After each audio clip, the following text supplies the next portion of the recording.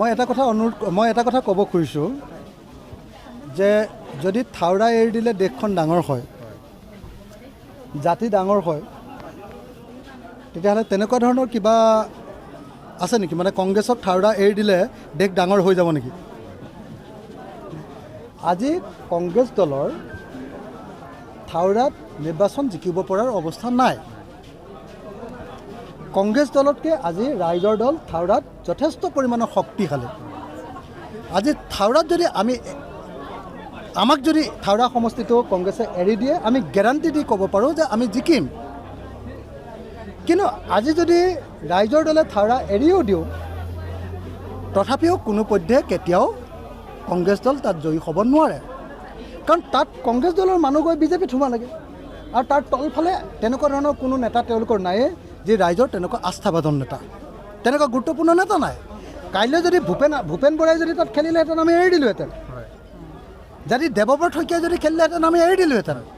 কিন্তু থাওৰাত তেনেকুৱা ধৰণৰ গুৰুত্বপূৰ্ণ নেতা নাই, জনগণৰ আস্থাভাজন নেতা নায়েই। গতিকে তেনেকুৱা স্থলত আমাক এনেকৈ যদি কৈছে যে থাওৰা এৰি দিলে দেশ ডাঙৰ হৈ যাব, জাতি ডাঙৰ হৈ যাব, তেতিয়াহ'লে মই ভাবোঁ যে সেইটো ভূপেন বৰা ডাঙৰীয়াই মোক এনেই এটা ইম'শ্যনেলিহে আচলতে মানে এই কথা ক'ব খুজিছে, ইম'শ্যনেলিহে মোৰ পৰা কিবা এটা আদায় কৰিব খুজিছে। সেইটো ভাল কথা নহয়। মই ভাবোঁ অতি স্পষ্ট আৰু দ্বিধাহীন ভাষাৰে ৰাইজৰ দলৰ সভাপতি হিচাপে ক'ব খোজোঁ, যদি অকল থাওৰা সমষ্টিটো এৰি দিয়ে আমাক, তেতিয়াহ'লে থাওৰাত ৰাইজৰ দল জিকিব। তেতিয়া আমি মৰিয়নি সমষ্টিত কংগ্ৰেছ দলৰ আমি জিকাই দিব পাৰিম। মই অনুৰোধ কৰিছোঁ যে ৰাণা গোস্বামী মৰিয়নিত উঠক, আমি মৰিয়নিত জিকাই দিয়াৰ দায়িত্ব আমাৰ থাকিব। তাৰ পাছত মই কথা দিছোঁ যে যদি আপোনাৰ ভৱানীপুৰত ভূপেন বৰা ডাঙৰীয়া তাত উঠে, তেতিয়াহ'লে মই নিজে ভূপেন বৰা ডাঙৰীয়াৰ লগত থাকি একেলগতে কেম্পেইন কৰি ভূপেন বৰা ডাঙৰীয়াক জিকাই আমাৰ দায়িত্ব আমাৰ থাকিব।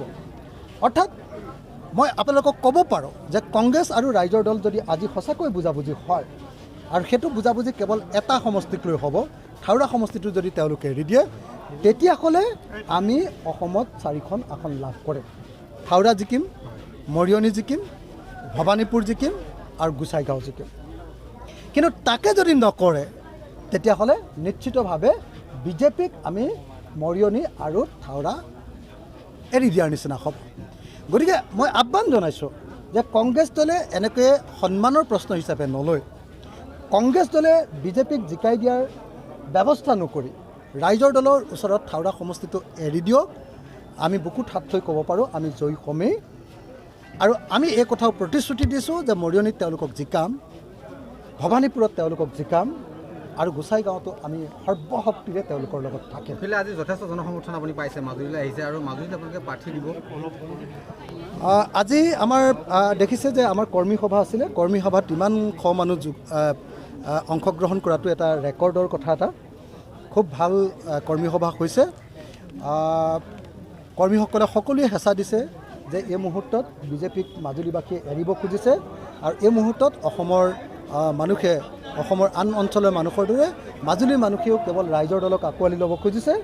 গতিকে এই মুহূৰ্তত ৰাইজৰ দলৰ প্ৰাৰ্থিত্ব দিবৰ কাৰণে তেওঁলোকে দাবী উত্থাপন কৰিছে। এই বিষয়ে আমাৰ চৰ্চা চলি আছে, এই বিষয়ে আলোচনা হ'ব। এই বিষয়ে কংগ্ৰেছ দল আৰু অসম জাতীয় পৰিষদৰ লগতো আলোচনা হ'ব। সকলোৰে লগত মিলি এটা সুসিদ্ধান্তত উপনীত হ'ম। মই প্ৰাৰ্থিত্ব দিম নে নিদিম এতিয়াই কৈ নাযাওঁ, কিন্তু যি জিকিব তেওঁক আমি প্ৰাৰ্থিত্ব দিম।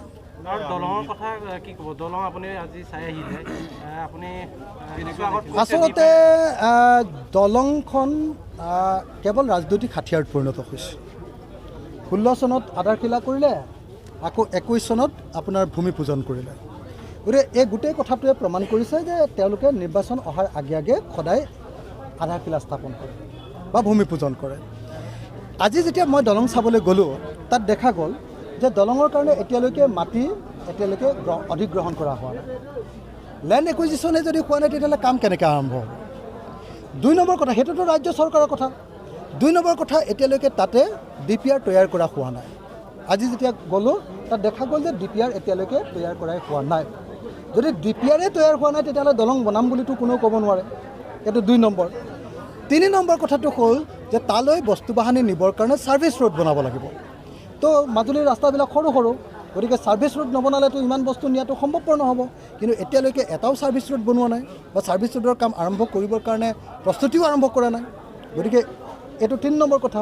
আৰু 4 নম্বৰ আৰু এটা অতি গুৰুত্বপূৰ্ণ কথা, যিটো কোম্পেনীক তেওঁলোকে দলং বনাবলৈ দিছে বুলি কৈছে, বদ্ৰীনাথ ৰয় কোম্পেনী, সেই কোম্পেনীটোৱে দলং বনোৱাৰ কোনো অভিজ্ঞতা নাই। সেই কোম্পেনীটোৱে দলং কেতিয়াও বনোৱা নাই। আৰু আমি তেনেকুৱা ইমান ডাঙৰ কোম্পেনী দলং বনাব পৰা ধৰণৰ ব্ৰহ্মপুত্ৰত, পৃথিৱীৰ 4ৰ্থ বৃহৎ নদীখনত দলং বনাব পৰা কোম্পেনী এটা অসমত আছে বুলি নাজানোৱে। গতিকে এই গোটেই কথাবিলাকৰ পৰা ধৰিব পাৰিছোঁ যে চৰকাৰে এতিয়ালৈকে দলং বনোৱাৰ কথাটো ছিৰিয়াছলি লোৱা নাই। আৰু